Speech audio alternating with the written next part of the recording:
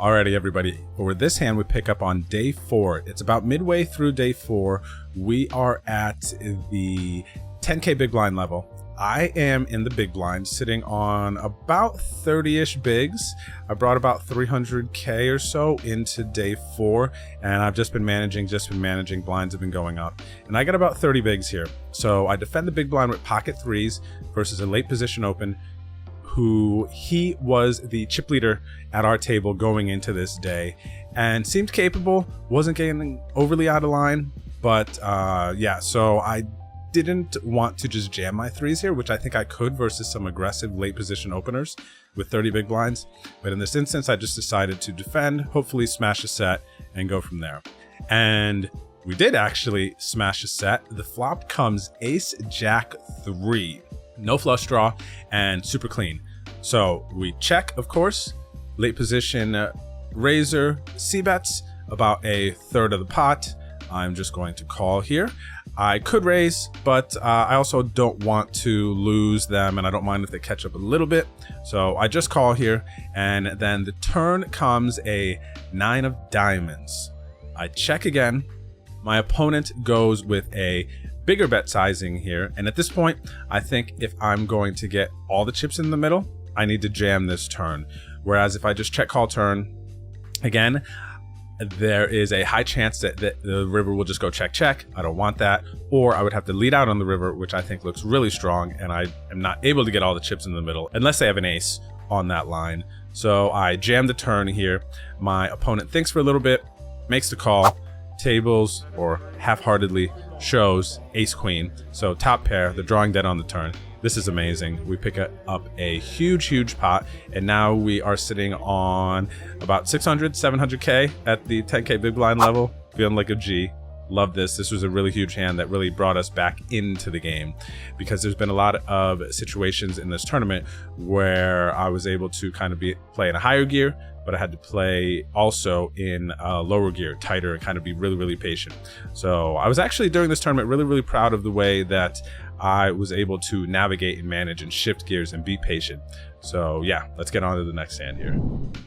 Alrighty, so the next hand that we have for you here, we pick up later in the day on day 4, and an aggressive good player on the button opens to 35K at the 16K big blind level. And the small blind, who was a very capable Russian player, aggressive, jams all in for about 25 blinds and 25 blinds. They had 346K, so a little over 20. And I'm in the big blind here with ace queen offsuit. So it's like this is a large portion of my stack at this point, but I think versus two good players here, button open, small blind jam for 20 blinds, ace queen offsuit is just way too strong here. So I ISO jam, I go all in as well. The button folds and the small blind flips over king 10 offsuit. So I was right in understanding my players, knowing what their ranges could be like. Unfortunately, the run out here comes 3, 6, 8, 2 hearts, 2 of hearts on the turn. I just need to fade the river, but the river comes a king of hearts. Neither of us have a heart, but he did bank the king to win this massive pot versus me. So this was painful, but it is what it is. We got it in good, and you know, thankfully we had enough chips so we could survive this. So we move on from this hand. Alrighty, so this next hand we pick up at the 20K big blind level, and this hand is really big. So you got to listen to this one. We defend our big blind versus a newer player to the table who seemed like a very aggressive European player. Definitely seemed like he knew what was going on and had a bunch of chips. So he opens in late position. He was in the cutoff. I defend the big blind with queen 8 of spades. I don't think I'm doing anything but defending big blind here. So we go to a flop, and the flop comes 10, 7 of spades, and a queen. So we flop top pair and a flush draw. Amazing. We check to the initial opener, and he bets a third of the pot. Pretty standard here. He's just going to be betting a lot of what he has. It doesn't matter. And now we have a decision here whether or not we want to call or raise. And I think with a hand like this, I really like calling, especially for the amount of times I'm going to be in other situations here where I'm gonna have to defend some weaker hands. This is kind of like a stronger hand that I can call down some bets here if this player is gonna start barreling versus me. So I very happily called the third pot bet, and then the river comes a 9 of diamonds. And I check again. This is nice for us. We still have our flush draw, top pair, and now we have an open-ended. So yeah, with the pot being 220k on the turn, actually, I remember that my opponent bet 55k into 110k on the flop. All right, so I checked the turn to them, and then with the pot being 220k, my opponent then bets 300k on the turn 9, and it's over pot. And this is a point right here as I'm thinking about what I'm going to do. Poker News Cameras comes over to the table. There's one on his side of the table. There's one on my side of the table. They're watching both of us. Okay, so this moment is starting to get a bit more intense. And with him betting 300k on the turn, that is making me have to call off. I have 750k at this point, and I'm having to call off a large portion of my remaining chips to this overbet on the turn. Now, I'm really going to the tank here. I know I'm not folding. I just don't know what's going to happen on the river. Maybe thinking a little bit about getting it in here with all my equity, but I think when I get called that I'm going to be in trouble and I'm going to need to get there. So also, as far as if my assumption of this player is correct and that they're a strong European player, I would imagine that they've run a lot of sims and they've studied a lot of poker. So when I see this over bet on the turn, in my studies, what this typically means is that they have some sort of a gut shot, maybe an open-ended draw. If they are well balanced, then they could have some nutty and big hands here that are just destroying my one pair queen with the 8 kicker. But it's live poker. It's the main balance, I feel like, kind of goes out the window for the most part. Like, they're going to scare away a lot of people with that overbet on the turn if you happen to have the nuts. But I'm just kind of at this point in real time guessing, hoping, praying. Anyway, I make the call, and then we go to the river, and the river is an offsuit deuce. It changes nothing. It's nothing at all. Maybe it's a 3. And I check the river, and he thinks, and I'm praying after I call the overbet that he just checks the river, and he goes all in. And if I could bring you back into my body to relive this moment, I would. Our table was right next to the rail, so there was a bunch of people watching. It's the end of day 4, maybe 20-30 minutes before we bag here, and there's a big rail, there's 2 Poker News cameras, and I'm sitting there thinking about, do I want to call off my last 25 blinds to this super strong looking line from this player? I just have a weak queen in this spot, and I legit don't know what I should do. A bunch of wrong thoughts for sure went through my mind. Fold, you still have 25 blinds, you can continue on and be fine for day 5. You don't need to make a hero here. But then I took my time. I let those bad thoughts pass, and I'm like, okay, I block some Jack 8, some 8-6 that are a straight. I don't block King Jack, Jack 8, straights that beat me. And does he play just a single top pair hand this way? I don't think top pairs like King Queen, Queen Jack are supposed to be overbetting the turn, so I don't really give him credit for playing a middling strength one pair queen that way. So it's very polarizing spot. So I think that he either has a monster that he played this way, or like a set or better, or he has nothing. And I remember I grabbed one 5K chip, and it may be on the CBS broadcast that like comes out later in the year, next year, but I grabbed one 5K chip. I'm holding in my hand, and I'm thinking, and I actually start to talk out loud at this point, and I go to him. I was like, top pair, you know? That's all I said, because I kind of wanted to try to get some sort of reaction out of him. a little bit more info. And he did get a little squirmish, not like noticeably, but the energy kind of changed a little bit. It was like, okay, that was helpful actually. And I have the 1.5K chip I'm holding in my hand, and I'm like, if I'm calling, I'm just tossing it in. And the moment was so intense, man. I was like, I just don't believe him. And I flick in the 5K chip, and he tables king 6. The gut shot on the turn with just the king. The 6, maybe blocking bottom end of the 6-8 straight or whatever, but I was so relieved calling off one pair there and being right. And that was such a huge moment for me, not only being able to recover with all the pressure of the situation, get to the right answer, take my time to think through it. The way it happened, it's just like a moment that in my poker career, I will never forget that moment. It was so intense, fun. I had to get up. Literally, I almost passed out after the hand was done. I had to get up, walk away from the table. And then I had a moment where I got really excited, came back, and I was like, bro, that was not nice. No, very playful. He was a smart, super intelligent dude. Ran into him a couple times later. We talked about the hand. He's like, nice call. And you know, like the energy of the dude and stuff afterwards, we ran into each other a couple times, which was just great. So he's obviously just a G. And I got lucky and made a good call there. And after making that call, that put me up to 1.7 million in chips at the 20K big blind level. And I ended up bagging 2.1 million chips at the end of day 4 going into day 5, which was like 90 bigs.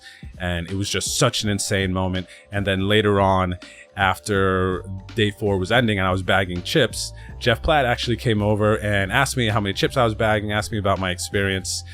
We have the video here if you want to check it out, I believe. Drew Gonzalez, what are we putting in the bag? We are putting in a little over 2.1 million. What's it like to be entering day 5 of the World Series of Poker Main Event with more than 2 million in chips? It's literally so sick. So yeah, incredible. That was a huge hand. All right, so it's early in day 5 here. We pick up the action, and there is an early position open at the 30K big blind level. I am in a later position, and I look down at pocket queens. The player who opened has about 30-ish big blinds. So I'm 3-betting, planning to call off. I re-raise, this player jams. I already know what I'm doing, so I call, and it's queens versus jacks. And the board runs out. Unfortunately, there is a jack on the flop. Jack, 9-3, a 5 on the turn, and an ace on the river. So we lose about 730,000 chips of our 2.1 million at this point. So it was a big hit, but thankfully we had enough chips to continue moving forward from this point. Alrighty, so we're still on day 5 here, obviously. And I am down to 22 big blinds at this point. There is an open in early position. Actually, the player who had jacks versus me in the last hand opens. And there is a flat. And this table is pretty much all good players. There's like 1 or 2 casual players throughout the course of the day that was at this table, but otherwise it was a very competitive table. There's a raise, a call. I have 22 big blinds. I look down at pocket kings. So this is an easy just get all in, which I do. And the initial raiser folds, and then the player who called calls my all in. They have ace queen of diamonds, so we're off to the races. I'm praying, please hold. This is such a big spot here. And luckily the board runs out 9 of diamonds, deuce of hearts, jack of hearts, 4 of hearts, and 6 of hearts. They have diamonds, doesn't matter if I have a heart. Kings win. We're back up over 45 big blinds here. Huge hand. Alrighty, so we are at the 40K big blind level now at this point. The hijack opens, and I have withered down a little bit. I have about 25 big blinds. I jam the button versus, again, a capable hijack open. The small blind rejams, and I'm like, oh boy, please don't be dominated with my pocket 7s. Small blind flips over ace king. I flip over my 7s, and we're off to the races here late in day 5. The flop comes 2 king, jack, or queen. I don't know. I just saw the king. The turn comes a 6, and the river is a 7. It is an actual 7 on the river. It was an insane moment. At this point, some of the punter's pad boys were on the rail. And again, this was another table like day 4. We were right next to the rail. Day 5, we were right next to the rail. There was cameras here for this moment. And I was at table 477. It was sick. It was so insane. And honestly, at this point, when I hit the 7 on the river, I was like, yo, we might win the main. Like, I was really starting to believe at this point. It was so sick. Huge pot. Yeah. And then we are still at the 40K big blind level here, and it folds to me in the cutoff, and I have pocket 8s. And new player just had moved to our table, and in the big blind of this hand was the table chip leader, strong European player who was very, very capable. And I had 13, 14 blinds, something like that at this time, and I didn't want to raise, get a defend with my 8s. It was almost like I was playing it like a money bubble situation or a heavy ICM spot. So instead of just raising and being in a situation, because big blind was not folding any of his hands, he had like 10, 11 million chips at this point, I decided to just jam. And the small blind in this hand also jams, different small blind at this point. And they have pocket 10s, I have pocket 8s. And the board runs out doo-doo for me. It's nothing. So yeah, this pocket 8s was our bust out hand. There was about 30-40 minutes left in day 5 here before bagging, and we ended up busting out in 106th place, good for 50,900 bucks, and a really super fun run in the main event. And yeah, just thinking about my main event run here and all the people who were on social media, Twitter, Instagram, DMs, just replying to my posts, watching my Instagram stories. It was an amazing experiences. One of my favorite experiences in poker up to this point, and I've had some really good ones, but just making a deep run in the main event is like nothing else. The support that you get, the hype, the cameras, the intensity of every moment, you know, thinking about making it deep, maybe making that final table and playing for $8 million. It was such a dream. But this cash, along with I won an Orleans tournament earlier in the series for 47K. This cash was for like 51K. This put me up close to having 100K in cashes for this trip. So I actually, after the main event, invested a lot of my time in playing daily tournaments around so that I could just get another cash to push me over the 100K mark, which, by the way, I ended up getting second in a Caesars daily tournament for like 2,000 bucks, which put me over that mark.